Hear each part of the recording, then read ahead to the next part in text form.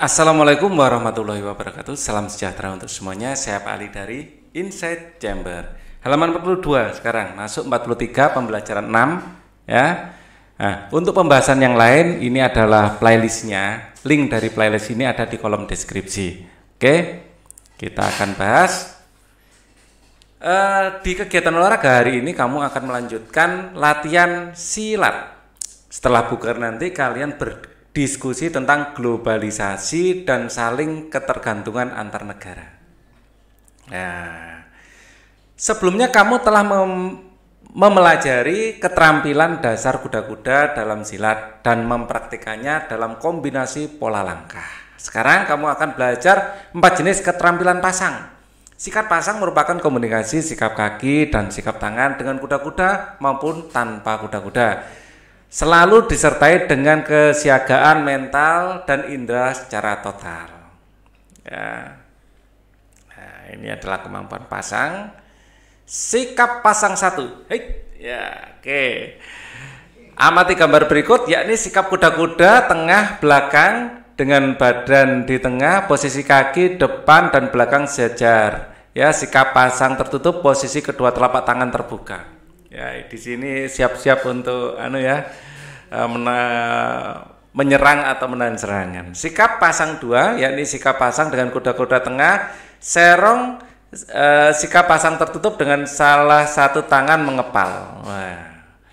Oke. Ini siap memukul ini. Sikap pasang 3, yakni sikap pasang dengan kuda-kuda samping, sikap pasang tertutup, posisi tangan kanan lurus dan tangan kiri bersilang di dada atau sebaliknya, posisi kedua telapak tangan terbuka menghadap ke atas. Oke, sikap pasang 4, yakni sikap pasang dengan kuda-kuda, posisi telapak tangan depan mengepal, telapak tangan lainnya terbuka silang di dada. Ya, kamu dapat bertanya langsung kepada guru tentang hal yang ingin diketahui lebih lanjut tentang teknik dasar kuda-kuda ya, pola langkah dan sikap pasang. Kamu telah berlatih pola langkah ke depan, ke belakang dan ke samping yang dibarengi dengan kuda-kuda pada pembelajaran sebelumnya. Sekarang kamu akan berlatih sikap pasang kuda-kuda yang dikombinasikan dengan variasi pola langkah dan sikap pasang. Sebelumnya perhatikan peragaan yang dilakukan oleh guru dengan teliti. Nah, di era globalisasi, sekarang ini tentunya kita sering menyaksikan olahraga bela diri silat ditayangkan di dalam acara-acara televisi.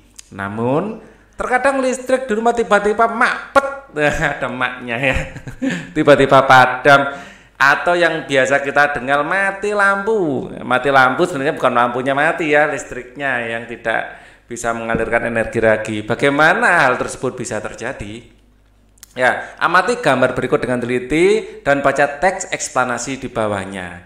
Ini adalah pembangkit listrik. Ya, boleh jadi mati lampu karena pembangkitnya mati. Ya, ini ada jaringan transmisi ya, atau kita kenal dengan sutet. Nah, ya, sambungan udara tegangan ekstra tinggi. Ya, jaringan transmisi ini boleh jadi putus. Pernah waktu itu ya. Kalau nggak salah mungkin tahun 2019 ya, ada sutet ini putus gara-gara terkena pohon sengon. Dan ini Jakarta padam sampai beberapa hari ya. Gara-gara apa? Transmisinya putus, yang di utara, yang tengah transmisinya sedang perbaikan, jadi tidak bisa dialihkan. Kalau tidak sedang perbaikan ya dialihkan. Nah, itu kalian bisa lihat di Google beritanya seperti apa ya. Boleh jadi kena petir, itu juga bisa putus, atau hujan yang sangat lebat, ya mungkin membuat pohon-pohon tumbang seperti ini, pepohonan tumbang. Nah ini juga bisa ya, bisa disutetnya. Kalau yang kasus sampai Jakarta blackout itu ya, mati lampu, itu gara-gara disutetnya, atau boleh jadi di transmisinya, maksudnya jaringan distribusi ke pelanggan. Ini juga bisa, ini sering terjadi juga ya, mungkin karena ada pekerjaan lain yang menyebabkan listrik harus dipadamkan untuk keamanan ya, mungkin juga karena binatang ya, jadi ada mungkin juga karena penggalian. Jadi banyak sekali sebab-sebab atau penyebab padamnya lampu ya. Padamnya lampu artinya listrik tidak mengalir lagi ya. Nah, sehingga pelanggan tidak bisa menikmati aliran listrik. Kita lanjutkan. Sekarang paragraf pertama, ya, sekaligus kita cari topik utamanya ya. Ini biasanya ditanyakan. Paragraf pertama, listrik memiliki peran penting di era globalisasi. Globalisasi terjadi karena perkembangan teknologi di berbagai bidang yang didukung oleh peran listrik sebagai sumber energi di dalamnya. Kehidupan warga dunia saat ini menjadi sangat dekat dengan listrik. Listrik menjadi bagian kehidupan dalam keseharian yang tak terpisahkan. Sehingga saat arus listrik di rumah mendadak putus, ya, biasanya kita sebut sebagai mati lampu. Kejadian tersebut menjadi hal yang cukup mengganggu. Faktor apakah yang menyebabkan hal tersebut terjadi? Perusahaan listrik negara atau PLN sebagai perusahaan negara yang mengurus di bidang kelistrikan sesungguhnya tidak menyukai ya kejadian mati lampu, apalagi padam pada waktu yang cukup lama. Karena hal tersebut akan sangat mengganggu berbagai proses pembangkit, transmisi, dan distribusi energi listrik. Faktor-faktor penyebab mati lampu antaranya adalah ketidaksiapan pembangkit, mungkin pembangkitnya tidak siap, boleh jadi gangguan transmisi atau gangguan distribusi. Transmisi artinya disutetnya ya, atau distribusi dari gardu induk ke pelanggan. Faktor yang berpengaruh bisa dilihat dari luar dan dari dalam. Faktor dari luar misalnya gangguan alam seperti petir, makjeler ya, pohon ya tumbang, hewan yang menyentuh jaringan, biasanya burung ya, atau galian yang menyebabkan kabel tanah rusak. Sedangkan faktor dalam ya terjadi pada gangguan komponen atau peralatan yang terpasang pada jaringan. Ya, pernah di dekat perumahannya Pak Ali itu ada trafo yang meledak gara-gara konsleting ya, karena hujan lebat. Ya. Nah, kita sebagai warga masyarakat pengguna listrik tentunya dapat membantu untuk mencegah terjadinya faktor luar guna menghindari terjadinya mati lampu. Mari kita bersama-sama ikut menjaga keberadaan listrik di tengah kita. Nah, apa topik gagasan utama bacaan di atas? Gangguan listrik ya. Jadi gangguan pada distribusi listrik, gangguan pada pembangkitan ya, distribusi dan transmisi. Ya, di sini ada ya pembangkit, transmisi dan distribusi. Pembangkit, transmisi dan distribusi listrik.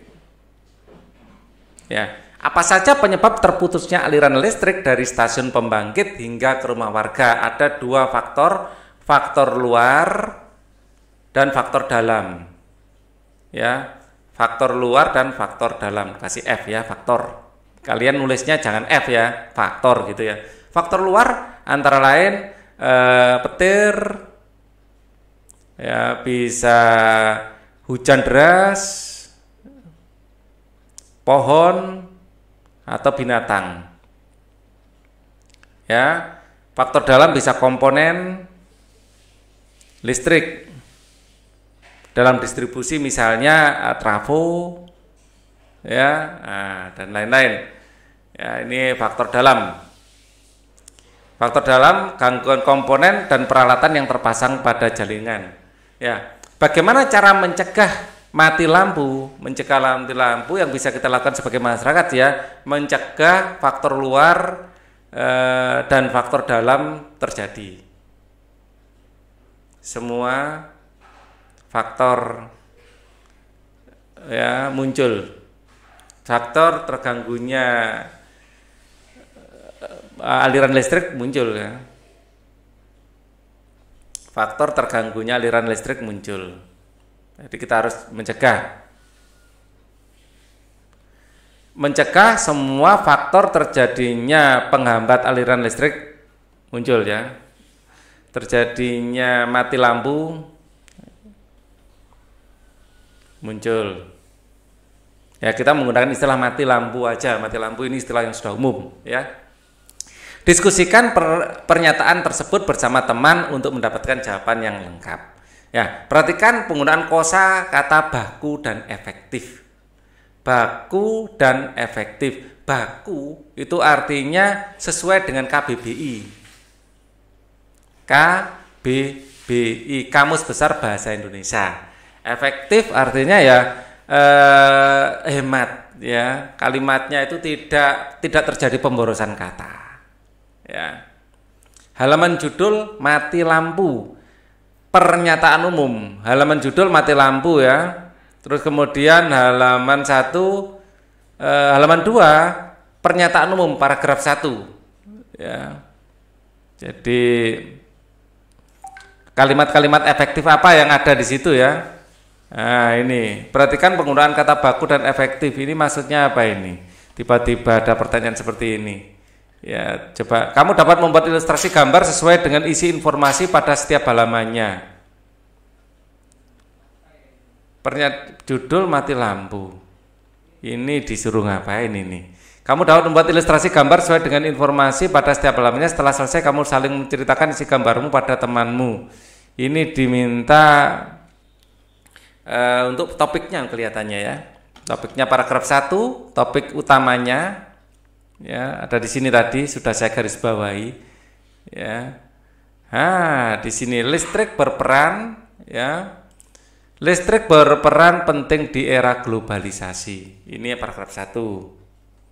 Ya, jadi saya kopaskan saja biar prosesnya lebih cepat, ya. Untuk paragraf 1 pikiran utamanya adalah ini, ide pokoknya. Ya. Kemudian paragraf 2.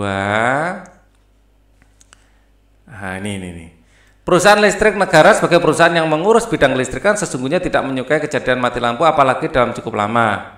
Ya, faktor-faktor penyebab, ya. Ya, ini. Ya, intinya faktor-faktor penyebab. Faktor-faktor penyebab mati lampu. Intinya saya tulis tangan aja, enggak bisa kopas masalahnya. Ya. Kurang efektif nanti. Faktor-faktor penyebab mati lampu.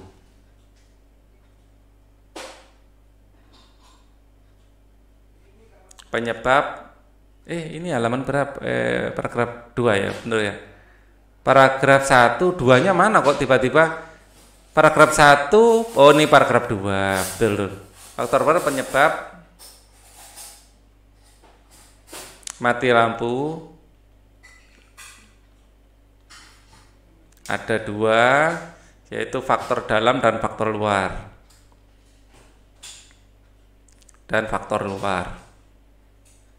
Intinya ini, ya, paragraf tersebut. Dan yang paragraf yang ketiga, ya, kesimpulan atau intinya, ya, ini yang ketiga. Ya, ini. Sebentar.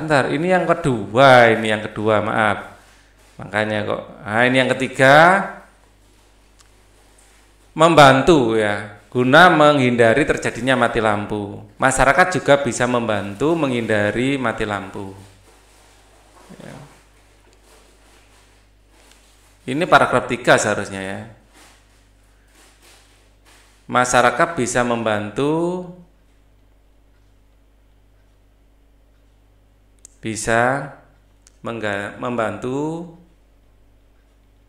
menghindari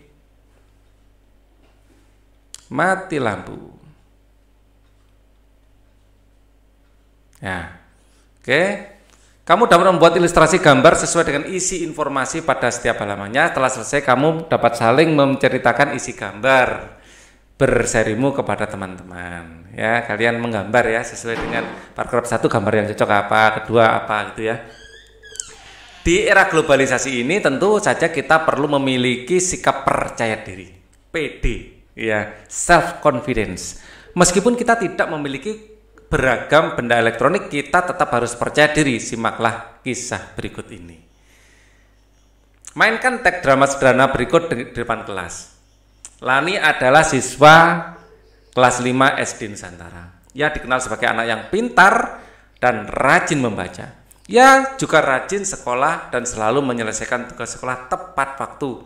Nilai-nilai ulangannya selalu berada di atas rata-rata. Nilai teman-teman di kelas selain itu juga di atas rata-rata nilai teman-teman di kelas, gitu, ya.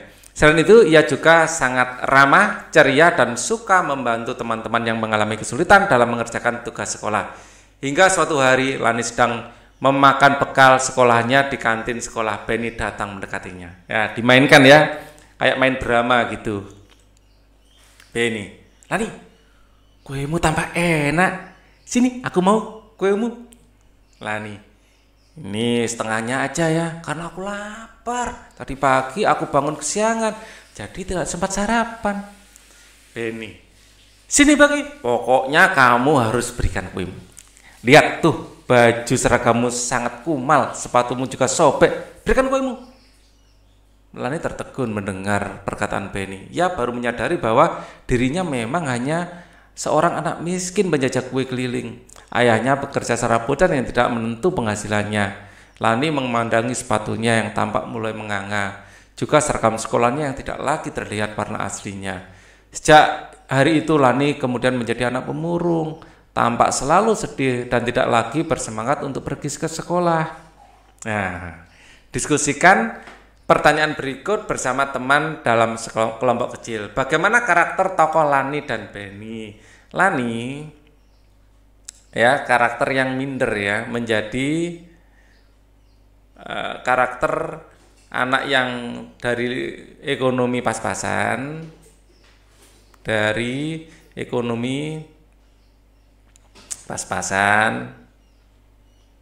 dan cenderung minder.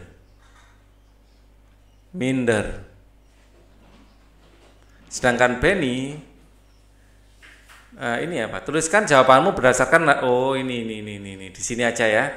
Lani nomor 1 sudah ada tempatnya. Dari keluarga atau ekonomi pas-pasan atau juga lebih enak keluarga sederhana dan cenderung minder.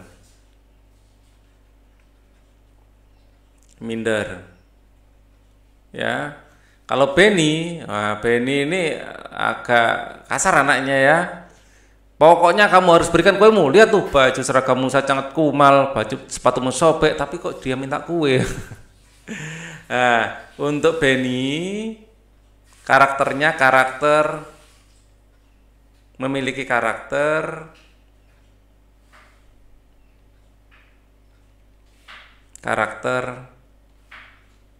suka membuli atau merundung, ya, membuli atau merundung, suka mengejek teman lain, suka mengejek dan sombong. Ya, yang kedua, bagaimana sikap Benny kepada Lani? Apa seharusnya Benny lakukan? Jelaskan dan berikan alasan. Yang nomor 2, Benny suka mengejek dan memeras Lani. Ya, diperas, diminta kuenya. Ya, apa yang seharusnya Benny lakukan? Jelaskan dan berikan alasan. Seharusnya Benny memberi dukungan moral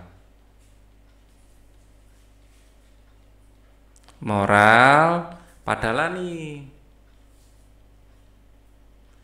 agar Lani memiliki percaya diri, tidak minder, ya, dan tetap membanggakan pekerjaan orang tua dan kebanggaan.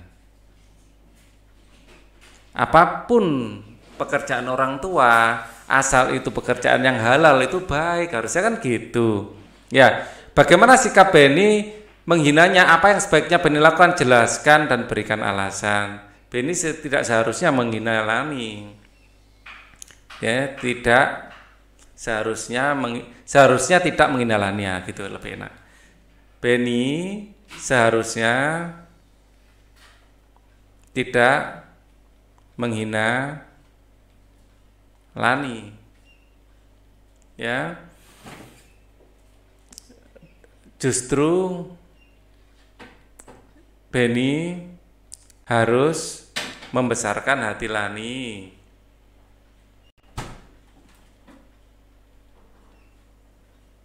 Ya, itu seharusnya.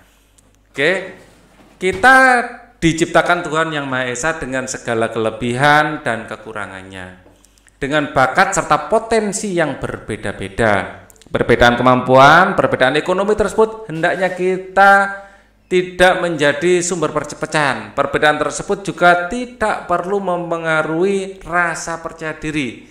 Terus berusaha, kenali potensi diri, kembangkan bakat yang dimiliki untuk menutupi kekurangan diri, serta selalu tampil percaya diri. Nah, itu lebih baik. Hidup saling menghargai, saling membantu tentunya akan menjadi modal untuk menjaga persatuan dan kesatuan bangsa dan negara kita. Bagaimana sikap dirimu selama ini? Sudahkah kamu mengenali kelebihan dan kekurangan diri? Apa yang kamu lakukan? Tuliskan perenungan dirimu dan diskusikan bersama orang di rumah. Sudahkah kamu mengenali kelebihan dan kekurangan? Ayo, cari kelebihan dan kekuranganmu apa. Mungkin kelebihanmu adalah kamu pandai. Mungkin kelebihanmu adalah kamu mempunyai badan yang kuat, suka olahraga, banyak sekali yang bisa digali. Sudahkah kamu mengenali bakat yang kamu memiliki? Ya, bakat tidak melulu pendidikan. Mungkin kalian bakat musik. Bagaimana mungkin bakat olahraga? Ya, jadi mungkin kalian memiliki bakat-bakat tertentu yang tidak dinilai di sekolah. Ya, tetapi itu merupakan anugerah yang harus kalian kembangkan. Ya, sudahkah kamu memiliki rasa percaya diri dengan segala kekuranganmu? Ya, kita harus tetap percaya diri apapun kekurangan dan kelebihan kita. Karena kelebihan kita itu mungkin tidak dimiliki orang lain. Dan kalau kita kembangkan itu merupakan batu pijakan kita untuk menjadi sukses. Sudahkah kamu menghargai diri sendiri dan menghargai teman dengan segala kekurangannya? Kita harus menghargai diri sendiri dan menghargai teman. Sebenarnya saat kita menghargai orang lain, pada saat itulah kita menghargai diri sendiri. Dan saat kita merendahkan teman, pada saat itu juga kita merendahkan diri kita sendiri. Oke? Diskusikan hasil refleksimu bersama orang tua, mintalah masukan dari mereka untuk membuat dirimu memiliki sikap percaya diri dan yang lebih baik lagi. Oke, untuk pembahasan selanjutnya kita lanjutkan di video selanjutnya. Thank you for watching. Wassalamualaikum warahmatullahi wabarakatuh.